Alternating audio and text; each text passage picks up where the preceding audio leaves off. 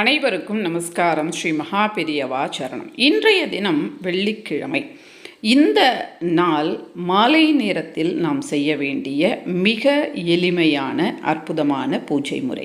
இந்த பூஜை முறை எப்படி சொல்லப்படுகின்றது அப்படின்னு கேட்டால், இன்றைய தினத்தினுடைய கிழமை, இன்றைய தினத்தினுடைய திதி மற்றும் இன்றைய தினத்தினுடைய நட்சத்திரம், இவற்றை கொண்டு இந்த கிழமை, இந்த நட்சத்திரம், இந்த திதியில் இந்த பூஜை செய்தால் நமக்கு இந்தந்த பிரச்சனைகள் தீரும் என்று சொல்லப்பட்டுள்ளது.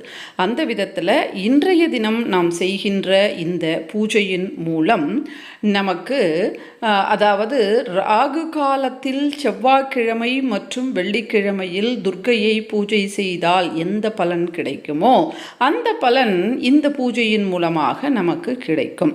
அதாவது நிறைய பேருக்கு செவ்வாய் தோஷம் என்ற காரணத்தினால திருமணம் தடைப்படும், குழந்தை பாக்கியம் தடைப்படும். அவைகள் இந்த பூஜை செய்வதின் மூலமாக நடக்கும். திருமணம் நடக்கும், குழந்தை பேறு உண்டாகும். அடுத்து இந்த பூஜை செய்வதின் மூலமாக மன தெளிவு என்பது ஏற்படும். எல்லாருக்கும் இன்றைய காலகட்டத்தில் இருக்கக்கூடியது மன தெளிவு தான். அதனால் அந்த மன தெளிவு மற்றும் ஐஸ்வர்யம் மற்றும் கடன் என்பது அடையும்.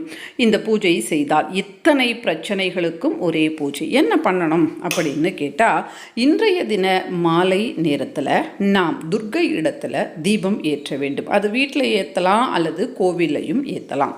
ஏற்றிட்டு குஜ ருண விமோச்சன ஸ்லோகம். குஜ அப்படின்னா அங்காரகர் அப்படின்னு பேர்.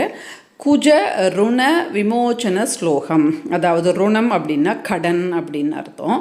அதாவது குஜ ருண விமோச்சன ஸ்லோகத்தை பாராயணம் செய்து 2 நெய் தீபங்கள் அல்லது வேறு ஏதாவது எண்ணெய் ஊற்றி கூட ஏற்றலாம். ஆனால் நெய் தீபம் ஏற்றுவது சிறந்தது. கோவிலையும் ஏற்றலாம், வீட்லையும் ஏற்றலாம். வீட்டில் படம் இல்லை, சிலை இல்லை அப்படின்னாலும் துர்க்கையை நினைத்து நாம் இந்த தீபத்தை ஏற்றினால் நிச்சயமாக மேற்சொன்ன அனைத்து பிரச்சனைகளுக்கும் ஒரு முடிவு என்பது ஏற்படும். இன்றைய காலகட்டத்தில் இருக்கக்கூடிய மிகப்பெரிய பிரச்சனை கடன் பிரச்சனை. மன நிம்மதி இல்லாமல் டென்ஷன் அப்படின்னு இருக்கக்கூடிய ஒரு நிலை.